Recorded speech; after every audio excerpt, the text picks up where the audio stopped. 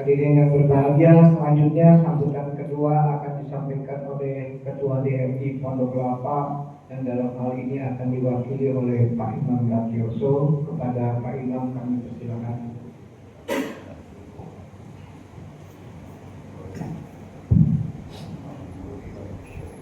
Assalamualaikum warahmatullahi wabarakatuh.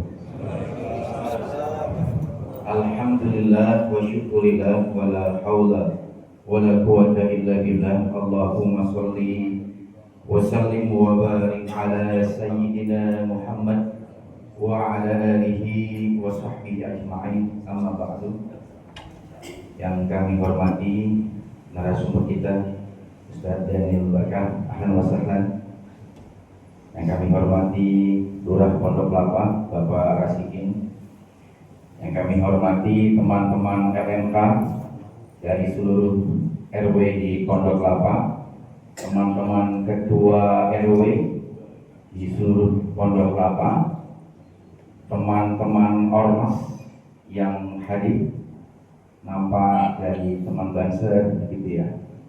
Ada juga mungkin dari NU, dari Muhammadiyah, teman-teman dari DMI sendiri, dan tentu juga adalah jamaah pengurus DKM dari Masjid Al-Falah yang terima kasih telah berkenan menjadi tuan rumah pada wasilah subuh pagi ini. Izin Babe Rusdi menyampaikan perbedaan antara wasilah subuh dan subuh keliling. Jadi ada dua acara di DMI. Yang pertama adalah wasilah subuh. Itu adalah wasilah subuh per kelurahan. Jadi seluruh masjid-masjid kita sebulan sekali seperti hari ini berkumpul untuk silaturahim, berkoordinasi, tukar informasi. Ya, wasilah subuh itu untuk di level kelurahan. Kalau suling, subuh keliling itu di level kecamatan. Jadi masjid-masjid sekecamatan berkumpul di seperti subuh pada subuh kali ini namanya subuh keliling. Nah, kami alhamdulillah pas sebulan setelah kami dilantik di Baitul Muhajirin, insya Allah kami langsung gaspol, langsung kerja cepat, sukses. Dan kami sangat bersemangat Bapak Ibu sekalian jelaskan, karena kita di Pondok Kelapa ini punya potensi yang luar biasa. Saya mengulangi kembali, kita punya 42 masjid dan 40 musola di Pondok Kelapa. Berarti kalau dibagi 15 RW, ada 82 di 15 RW. Berarti rata-rata satu RW ada 4-5 masjid dan musola. Namun statistik yang luar biasa ini belum kita maksimalkan. Nah, DMI ingin menggabungkan semuanya menjadi sebuah kekuatan yang insya Allah dahsyat. 2 malam lalu kami, jadi di DMI ini ada bidang-bidang, ada bidang pembinaan remaja, pembinaan umat, ada bidang ekonomi, ada bidang sosial. 2 hari lalu kami mengumpulkan Ketua Remaja Islam se-Pondok Kelapa di Baitul Muhajirin. Alhamdulillah yang datang 9 masjid dari 42 dan 40 dan 40 musola. Meskipun sedikit, ini sebuah kekuatan. Ya. Nah, dari hasil rembukan kemarin kami akan mengulang kembali. Nah, nanti para DKM nanti akan kami undang surat resminya nanti melalui Pak Kakang.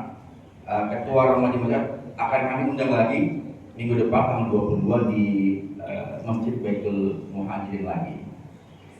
Nah, ini teman-teman sekalian, kami sebagai sarana yang akan mengingatkan kembali teman-teman DKM untuk kembali bersemangat menjadikan masjid sebagai sentra dari semua pembangunan umat, pembangunan ekonomi, pembangunan pendidikan, pembangunan kader, dan semuanya harus kembali kepada masjid. Dan teman-teman DKM dan jamaah diberikan kesempatan oleh Allah untuk menggerakkan. Kita sebenarnya sedih kalau ada pemimpin yang bilang menyampaikan anak-anak nakal dikirim ke barat. Sebenarnya kita sedih, tanpa bermaksud mengkritik kebijakan itu, tapi ini adalah otokritik kepada kita semua. Kenapa masjid tidak ada dalam narasi kepemimpinan? Kenapa masjid dihilangkan? Kenapa masjid dengan segala aktivitasnya, ibadahnya, seolah tidak ada dalam wacana membangun bangsa ini? Ini sebuah kritikan dan sebuah kritikan kepada kita semua. Kenapa masjid tidak disebut-sebut? Mungkin ya karena kita belum memfungsikan masjid sebagaimana mestinya. Mungkin karena kita hanya fokus dalam ibadah-ibadah waktu. Mungkin hanya karena kita memang belum memberdayakan masjid sebagai betul-betul sentral dari pembangunan semuanya. Ini sebuah kritikan buat kita. 3 bulan lalu di acara wasilah subuh Kelurahan Makarsari, kebetulan narasumbernya adalah wakil DPR kita, Ustadz Mardhani Alisera. Saya sampaikan kepada beliau, Ustadz Mardhani, selama ini mungkin 10 tahun ini kita sibuk mencari pemimpin yang menurut kita baik. Setelah terpilih yang ada hanya kecewa saja, kecewa dan kecewa. Kita terbelah, kita menjadi faksi Bhinneka, faksi Pancasila, faksi. Sampai kita lupa untuk mendidik masyarakat. Kita lupa untuk mengembangkan masyarakat. Kita lupa untuk mengajari masyarakat. Padahal pemimpin itu adalah buah dari masyarakat itu sendiri. Kalau kita berpolemik pemimpin itu karena kita sendiri. Karena kita yang melahirkan pemimpin, kita yang menciptakan sistem. Maka insya Allah momen wasilah subuh dan momen-momen berikut, teman-teman DKM semangat kembali. Sudah ditakdirkan, dipilih oleh Allah menjadi DKM. Bagaimana masjid kita ini bisa maksimal?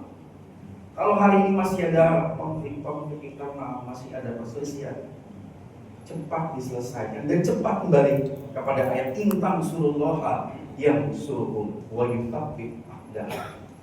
Percayalah, kalau kita mengurus masjid, di mana di dalamnya kita akan mengurus umat, mengurus remaja, mengurus pengajian, mengurus ibu-ibu, mengurus majelis taklim, Allah akan membantu. Kita tidak perlu oligarki, kita tidak perlu yang lain, kita hanya butuh dekat dengan Allah. Dan kita diperkenankan oleh Allah melalui keterpilihan kita sebagai DKM dan jamaah.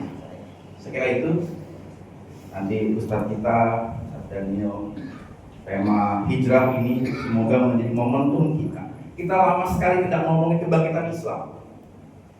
Kita lama sekali tidak ngomongin kebangkitan ekonomi Islam.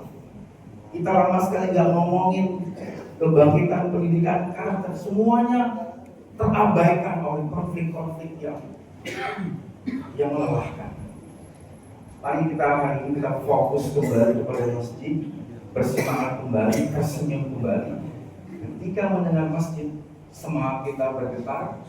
Ketika ke masjid, semangat kita terus bergerak dan melihat kesempatan ada di depan mata dan melihat bahwa Allah masih memberi kita kesempatan untuk berbuat amal, berbuat karya, berbuat prestasi, sehingga nanti dalam pengadilan yaumul hisab kita tersenyum kepada Allah karena kita sudah memberikan semua karya-karya terbaik kepada Amin. Sekali demikian, Assalamualaikum warahmatullahi wabarakatuh. Waalaikumsalam.